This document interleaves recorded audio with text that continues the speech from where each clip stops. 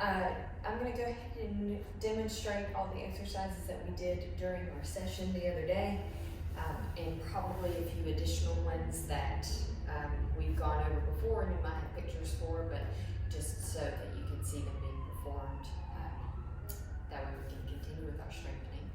So we'll start with our bridge variations. And I'm going to give you one that'll be a little bit harder for you at the end that you can try to do, but just make sure that you have good form and it doesn't cause any increase in pain. So a normal bridge, we're going to have our feet about hip width apart with the feet closer to our bottom. If we want our hamstrings to work a little bit more, we can take the feet further away from us, but I'm going to show you it with the feet closer to my bottom first. You can make it easier by placing your hands down by your side, or if you want to make it even harder, you can place your arms up above you or maybe cross them over your chest so that you're having to stabilize more. So all you're going to do is make sure that the knees stay neutral, tummy muscles are engaged, and then squeezing the tailbone or squeezing the glutes to pull the tailbone under slightly before we push through the heels to lift with our glutes. You should feel most of this working in the glute muscles. Nothing should be working in the back. So I can put my arms up, squeeze the glutes, engage the tummy muscles, lift and down. Good. Up and down. Okay.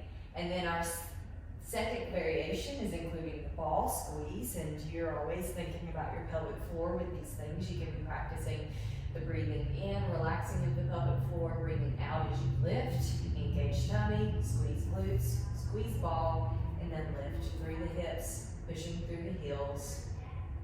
Good. Okay, breathing in, relaxing pelvic floor, breathe out, squeeze ball, lift pelvic floor, engage tummy, squeeze glutes, push through. Good. So we're just squeezing on the ball, pushing through the heels, coming up. Okay? Now the next one you can do with or without a band. Without a band, you're going to put feet closer together, spread the heels or knees out wide. Again, support if you want. Make it more difficult by raising your arms. Same cues, squeeze glutes, engage tummy muscles, press up through, lower back down. This is working the outside of the hip muscles a bit more. And down. Now to include the resistance band, we're just going to put that around the knees. Tight. We can have our feet together just a little bit, and then you can spread your knees against this band, hold here, squeeze glutes, engage tummy, press up into that bridge, and down. There we go. So that gives you several variations of bridges to include. You can do like we did, where we did 1 set of 10 per each variation, or you can do 2 sets of 10 per variation if you really want to hit the glutes that day, or just pick out which ones you like best, and maybe the next time try a different one. So there's your several variations of glute exercises. Now we're going to just go over those clamshells. All right, so thinking about a straight line from ear to hip to ankles, and then bringing those knees up closer to our chest so my ankles are still there, keeping the ankles together, lifting that knee up and down. So you're not going to get a whole lot of range of motion, and you might still be shaky with it, but that's okay. We'll just continue with that, increasing reps as we can. Now you can also wrap this band around those knees for these clamshells specifically to increase the resistance, making the exercise more difficult. And then we're just going to lift up and then lower down. Good. All right, and then we're going to look at our straight adductor raise. So turn a little bit so you can get a better view of my leg. With the top leg in front of you, or you can have it behind you. You can try it whichever way you prefer. I personally prefer it this way, or you can even have your knee up. It's just really difficult for me. So you're just lifting this leg up, lowering down. That's where working the adductors on the inside of the leg. You can kind of roll forward more to get more of the back fibers. Have your hips just straight on top to get more of the front fibers.